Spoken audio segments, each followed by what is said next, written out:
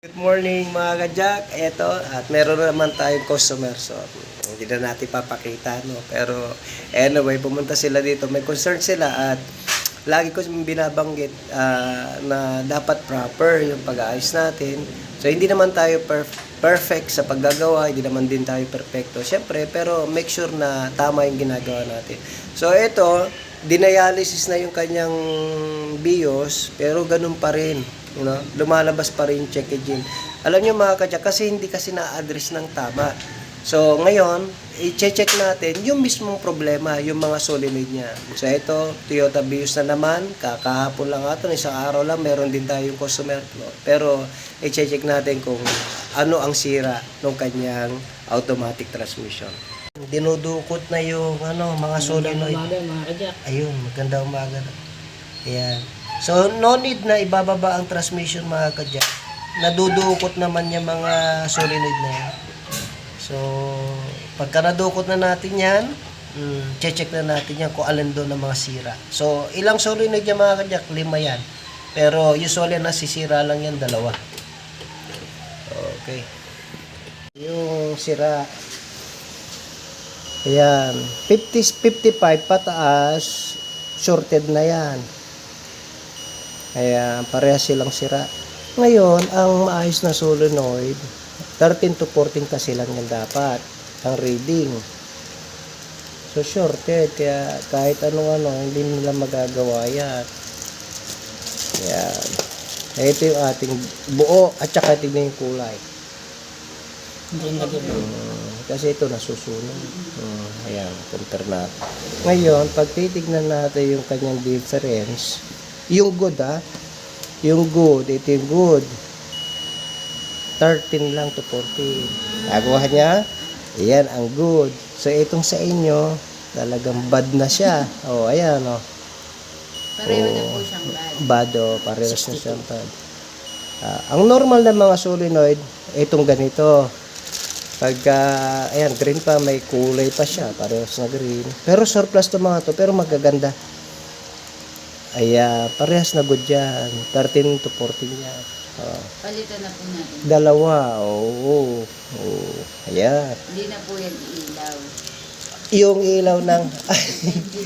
hindi na po. Okay na po yan pagkatapos naman. Ito na mga kadyak, yung ating oil pan. Nilagyan na natin ng beta gray para maayos. Bago ibalik. Ayan. Tapos yung... isa nating kasama, yun. Binabalik na rin yung solenoid na nadukot doon sa ilalim. Ayan. Okay na yan mamaya mga kadyak. Hindi na babalik yung check engine niya dahil na-address natin yung problema. So, magandang araw mga kadyak. Pero ayun, nagawa na natin yung ginawa natin na BIOS kanina at okay na pati yung performance niya. Mga kadyak, paalala. Kahit anong dialysis ang gawain natin dyan, kahit na 10 beses pa tayo magpalit ng automatic transmission fluid, kahit anong gawin natin dyan, i-dialysis natin, etc. Hanggat hindi na-address yung solenoid na yan, hanggat di pinapalitan yung solenoid na yan, pabalik-balik yung ang tinatawag na check engine. Si ma'am, sabi sa akin, nagpa-dialysis na, yun ang problema, yun ang masakit mga kadyak Kasi, i-offer muna tayo ng dialysis muna, tapos palit ng ATF, transmission fluid, tapos ganun pa rin yung problema.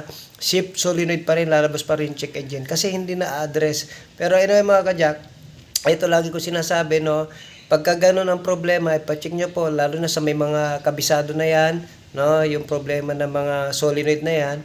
So anyway, salamat po sa pagtitiwala sa ating mga customer. Yung mga kadyak, ang ginawa ko na lang kasi napalitan na yung brake, yung kanyang automatic transmission fluid. Sabi niya sa akin, Friday lang, kamakailan lang mga kadyak. Kaya ang ginawa ko, sinala ko na lang para hindi naman gagastos si ma'am na napakalaki at madodoble ang gastos kasi na-dialysis na nga pero hindi pinalitan ng solenoid, hindi na-address yung talagang problema. Ayun, pabalik-balik pa rin na check engine. Si ma'am nagwo-worry, syempre talagang pag may check engine ng sasakyan mo, magwo-worry ka dapat talaga magwo-worry ka kasi nga baka may problema sa sasakyan. Pero ano yung mga kajak, yung solenoid kasi, yung backup niyan, A at saka B yan, no? Usually nasisira, B minsan yung A. So anyway, na-address naman na natin, parehas na palitin na pala, dalawa, kaya pabalik-balik ang check engine yan. So anyway, sabi ko kay ma'am, 100% yung ginawa natin. Bagamat surplus yung ating nilalagay, pero good yung ating mga surplus, may warranty pa. May warranty pang 3 months. No? So, ayun mga kajak, yan ay mga solid lamang yung ating mga napalitan dyan. Dinudukot natin, no need na ibaba ang transmission. So, dudukutin lang ang ating mga solenoid mga kajak. So, anyway, nawa meron naman tayo natutunan at advice ko sa mga may car owner, sa mga sasakyan dyan, pagka may mga ganyang problema, solenoid, ipacheck natin, bago natin papalitan ng fluid, papalit-palit, baka maulit-ulit lang ang gastos natin. God bless mga kajak, sana nakatulong muli ito para sa atin. At shout out kay ma'am na nagpagawa ng sasakyan, nawa bumalik po kayo anytime, kung may problema, balik lang po kayo. God bless.